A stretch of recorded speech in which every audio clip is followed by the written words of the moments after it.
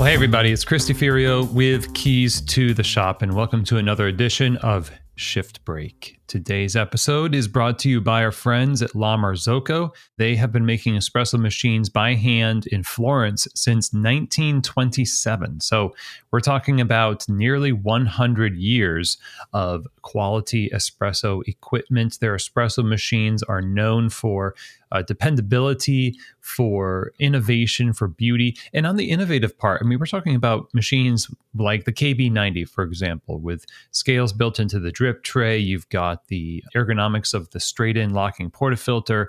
You've got a lot of different configurations of machines, from the Linea to the Linea PB, the Leva, and all sorts of machines that are designed for either very highly technical or very simple setups and capacities. And therefore, anything you need for your cafe, you can find at lamarzocco.usa.com. When it comes to espresso equipment, I think you should be looking at La Marzocco. Check them out and reach out.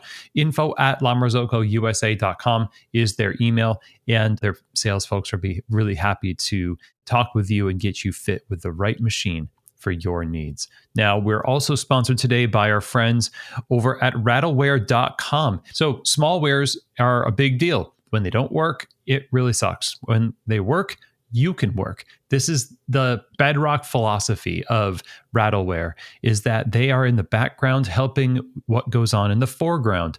The coffee service, the work you do as a craftsperson, is supplied by people like Rattleware.com. So whether it's whisks or knock boxes and shot glasses and pitchers, whatever your needs are, check them out over at Rattleware.com. Now, today I wanted to talk about something I was reflecting on just a second ago, and I thought this would be a good shift break episode. And so here we are. We hit record and we do the shift break.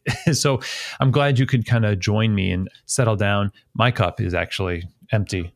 I have a little bit of coffee left, but you'll see. There's not much there. Anyway, today is the first day back from Coffee Fest in Los Angeles. I had some great conversations with fans of the show, also just professionals who are first-time listeners that they didn't know about Keys to the Shop, past clients I met there as well. And it was really fantastic to get some great coffee, talk coffee and life together. It was awesome. So thanks, everybody. Now, I had a lot of different speaking engagements that I was doing. There was 5 in total, and some of them were workshops.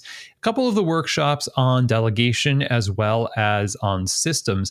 And the delegation workshop and the systems workshop are almost like a combination in a sense. They're two sides of the same coin, because what they are is somewhat of, forgive me for saying this, but it's the key to being able to find effectiveness in your actions in your cafe. When you have ideals, when you have a goal, you have to have some kind of a system to be able to get there. And that includes all of the little pieces that make up the big piece. It also means that you need to work with people. You need to delegate to people, and those tasks, as they have SOPs and they have checklists and workflows, are therefore going to be part of the conversation you have with people. It's part of how you determine that we are doing a good job. And when I go to a coffee shop and we do a coaching arrangement, we sometimes go to coffee shops with these consulting gigs, and we'll go there for a few days to do an assessment. And when I do an assessment of a coffee shop, and that's like the first step, then there's the coaching with the leadership team and sometimes just the owner. What I like to ask is, how do you know you're doing a good job? And the answer is always a little bit vague. It's a little vague because people have just the assumption that if you don't hear from somebody that you're doing a good job. And if you are hearing from somebody, it's usually because you're doing a bad job. Just a shame. You should go see our episode called The Affirmation Vacuum, where there's not very much positive affirmation. I think 70% of your communication with your team should be celebratory, encouraging, specifically praising and affirming work that is currently being done and has been done. And it's a major part. 30% probably is going to be guidance, working through challenges, problem solving. Maybe there's some need for disciplinary action, but majority of what we do has to be on that other side. Now, back to our topic, though, I wanted to mention something that seems a little daunting for most people when we're talking about systems, we're talking about delegation. It's overwhelming because it's different. And so far, up until this point, we have been able to tolerate the level of operation that we currently have. Actually, we've become very accustomed to even the dysfunctions of our business. They're beloved dysfunctions. It's the devil we know. And then we seek to make change and we seek to get better. And it's almost like we only seek to get better so that we can reflect on how proud we are of ourselves for seeking to get better. But we don't actually want to. We don't actually want to take the step to move away from the comfortable dysfunction into the uncomfortable better version, because we know intuitively that it's actually not going to be perfect either. It's just going to be a little bit better.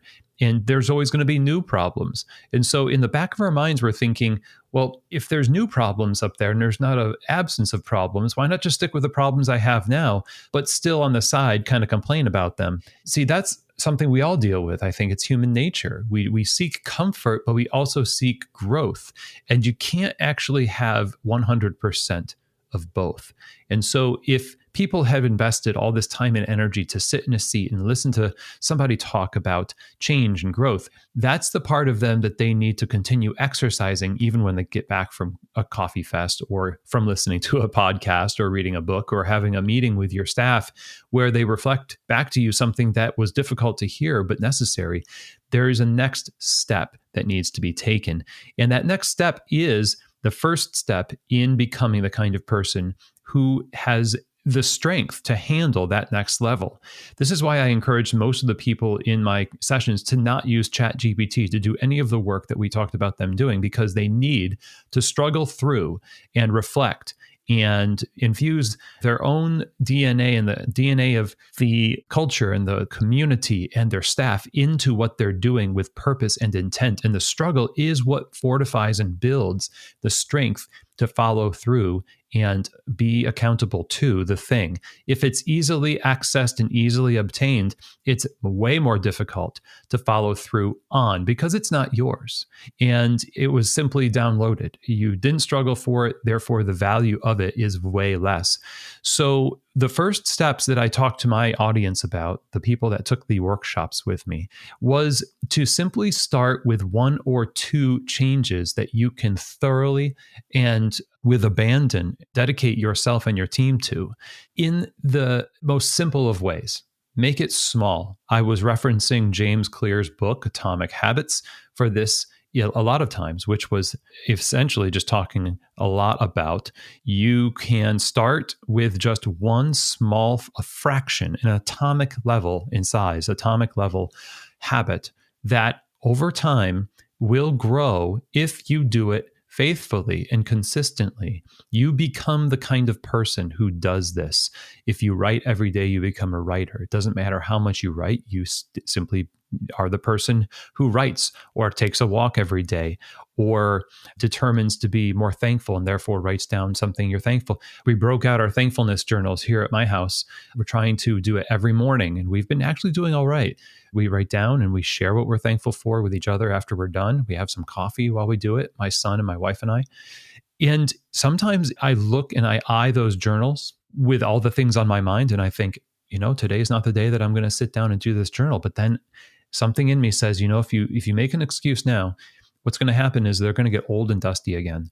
And you're going to go back and say, okay, the next entry is going to be a year from now, which is actually what happened. It was 2 years until we picked those back up. I just kept passing the stack of our journals in the hallway every day. And eventually I just lost track of them. Now, how many of us have journals that are actually manuals or the programs or workflows and things, tools that we already have that we feel, it's almost too embarrassing to go back to it. But we need to return back to that. It's okay. It's like in meditation where they say, if your mind wanders, return back to your breath. That actual flexing of the muscle to return focus is the whole practice, right? That's the point. And this is the point of what I'm saying today. You might have a lot on your mind and there's a lot happening, and you will deal with it probably in the way that you normally deal with it. But if you allow just a little fraction of that time to be that change, maybe it's the one-on-ones that you say, okay, that's the one thing we're going to change about our business. We're going to dedicate ourselves to doing one-on-ones with our staff, to lean into the relationships with our staff, just 15 minutes every week or every 2 weeks. But it's going to be something that we have said, as long as we are physically able, it is never going to go away. This is what we're doing from here on out. That's the important part. Make it small, but make it consistent and dedicate yourself to it.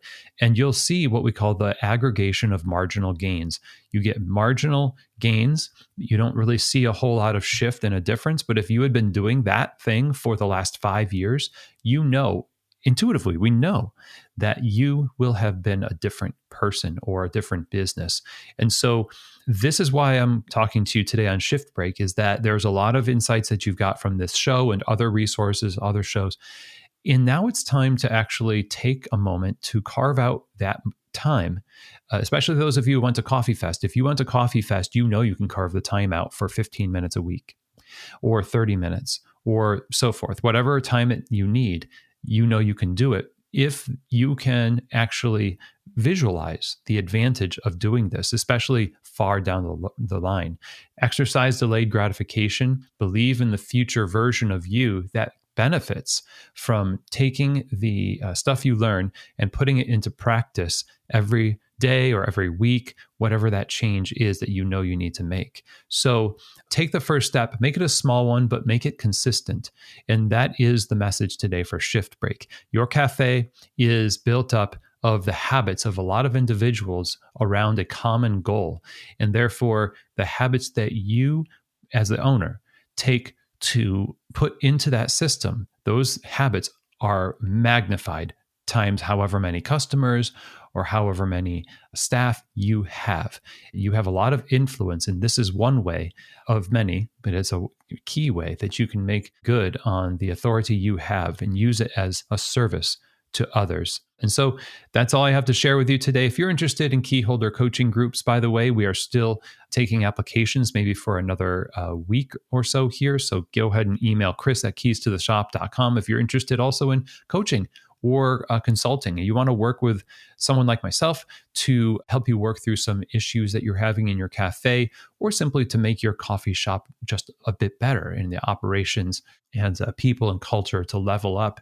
This is what I do full time. So I'm more than willing to talk. Go ahead and email chris@keystotheshop.com. Thanks, everybody, and I'll see you here next week on another edition of Shift Break, from Keys to the Shop.